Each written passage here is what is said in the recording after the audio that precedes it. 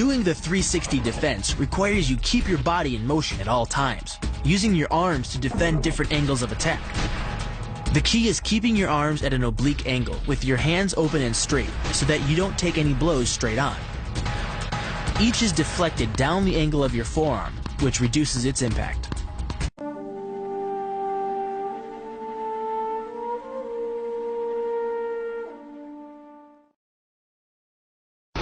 The kick's power comes from the torque generated by the rotation of the hips.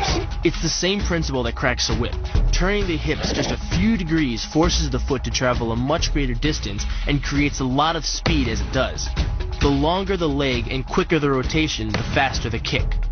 And unlike karate, Muay Thai fighters are also taught to strike with the hard bone of the shin. A Muay Thai kick can generate roughly the same force as a baseball bat, enough to crack a rib or a leg.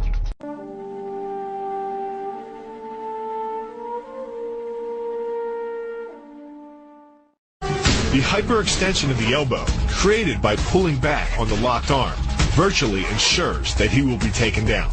The knee strike to the wrist dislodges the knife and further loads the elbow and shoulder. The technique can easily result in damage to the elbow joint, the tendons of the rotator cuff, or even a broken arm.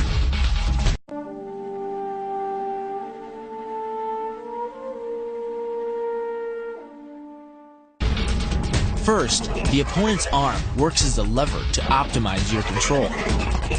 Second, your own back serves as a pivot point for the throw. The strength and stability of your back allows you to throw a much heavier opponent than in a move that requires you to lift him.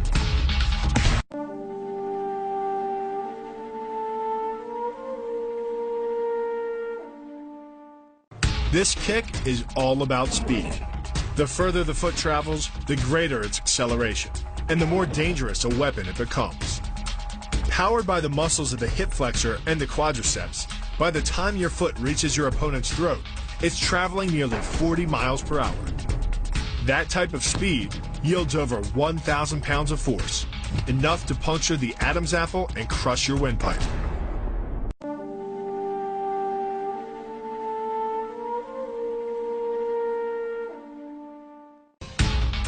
But the real damage from the knee bar doesn't come from gravity. It comes from leverage. Once the knee is locked, your hips act like a fulcrum, and his leg acts like a lever, multiplying any force you apply. So even though the ligaments and tendons around the knee can sustain 1,700 newtons of force, the knee bar can load a lot more than that, enough to completely destroy the joint.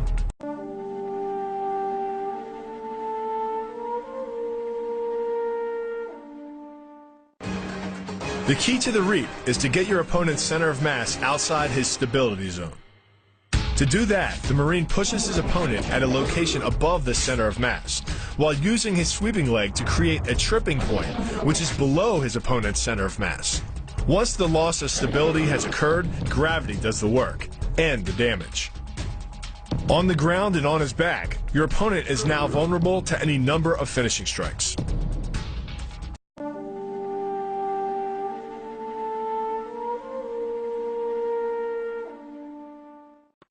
Starting from behind his opponent, the Marine wraps his arm around the enemy's neck and forces his elbow beneath the chin. Clasping his hands behind the enemy's head, the Marine applies pressure in a vice-like movement of the forearm and bicep. Working much like a nutcracker, your forearm and biceps apply pressure to your opponent's carotid arteries. Located on either side of the trachea, these two arteries are the only way to get blood to the brain. It can take less pressure than squeezing an orange to stop the flow of blood to the arteries. And with no blood flow, the brain shuts down almost instantly. Fight over.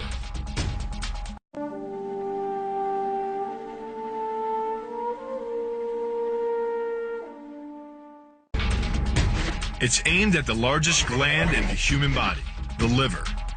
A direct hit won't just bring an opponent down. It can rupture the gland, causing severe internal bleeding.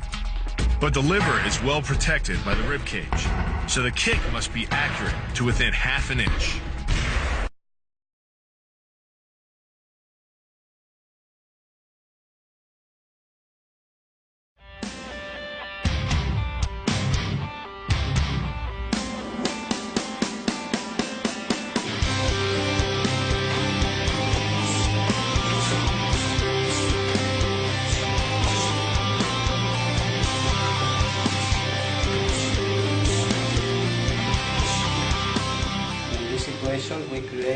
like a discussion with the partner. I use this for like a provocation. He attacked to me. I use the same moment for manipulation. How catch the leg, how manipulation now the body like a shield, counter the wall, control the wall, in the same moment control all the area, catch the leg, and broke the leg.